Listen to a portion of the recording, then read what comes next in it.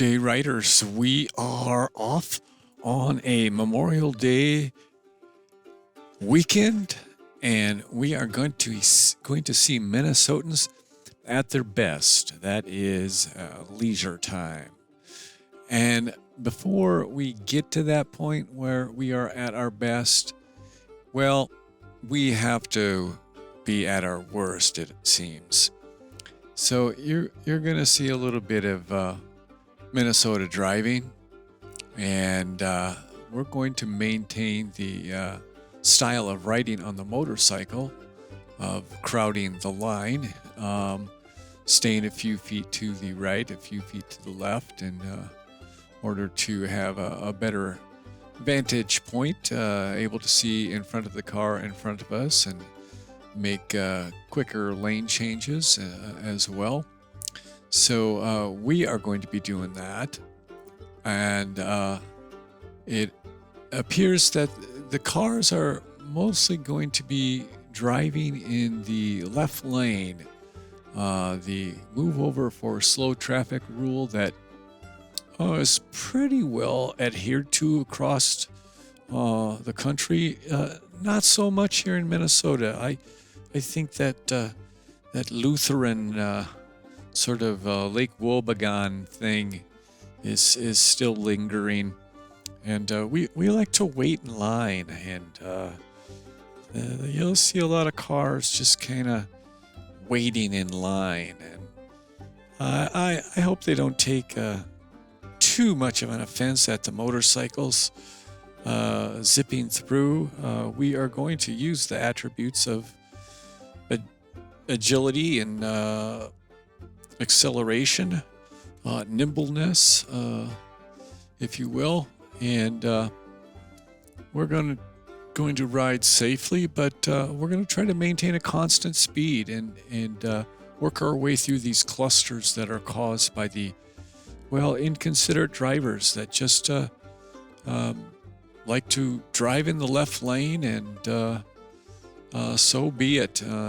You'll see, especially on the way back, there are times when I will have passed 30 cars that are driving in the left lane. I'll be in the right lane, and there'll be 30 cars that I pass.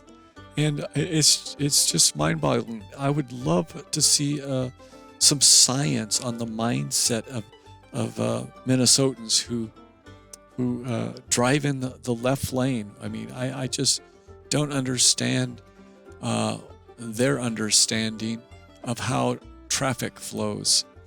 But in the course of getting up north to relax, it tends to be a rather stressful couple hours for people in cars and trucks.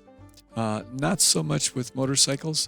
We will ride attentively, but relaxed, and we will crowd the line and essentially have zero impact on the cars and trucks, and make pretty decent time. Our average speed will be hovering around the speed limit, and that's what we want to see.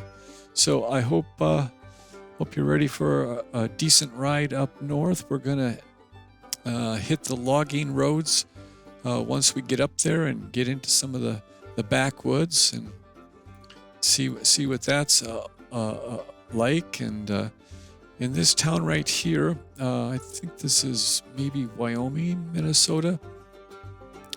They are having a problem with petro distribution, and the first two gas stations that I went to on the east side of the interstate had no gasoline, and finally I was able to find out from that guy that yes, there is a station opened up on the west side of the interstate, and that's where we are at right here. But sort of a shocker. I had about a half a gallon left. I wasn't too concerned, but thought I was in the twilight zone for a minute, and I think it is a sign of the times and a sign of things to come, where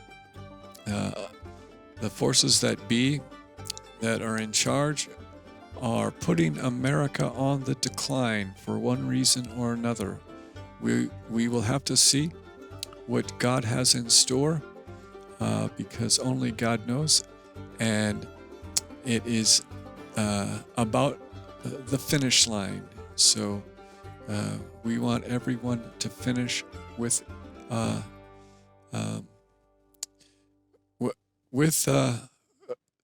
their hearts set toward heaven.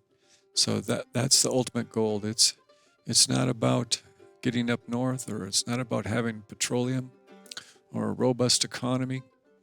It is about the end of the race and crossing that finish line. So we will be playing some music throughout, and you'll be hearing Andrew Marlin in the background as I speak. It is from his Buried in a Cape album, and you will be hearing the Buried in a Cape song towards the end of this short 16-minute, 18-minute video of the entire trip from Minneapolis to Big Sandy Lake. Towards the end of it, you'll be hearing more Andrew Marlin, but it will be stereo, and the song will be Under the Mulberry Tree. Also, at the end of the footage here are a couple photographs taken the following day. We do get up there on a Saturday, and on Sunday we had a fantastic sunset. So a couple of those photos are at the end of this video.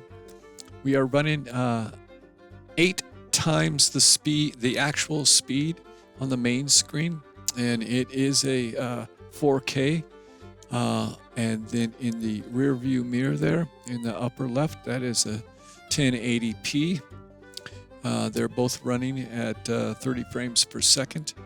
We are looking at a map generated from the Innov K5 dual camera dash cam system, and ran through an application called Dash Cam Viewer, and then captured on the screen with another application called Debut Video Capture. That pretty much is the technological engines behind most of it, other than the fantastic Lightworks that is the video editor of choice.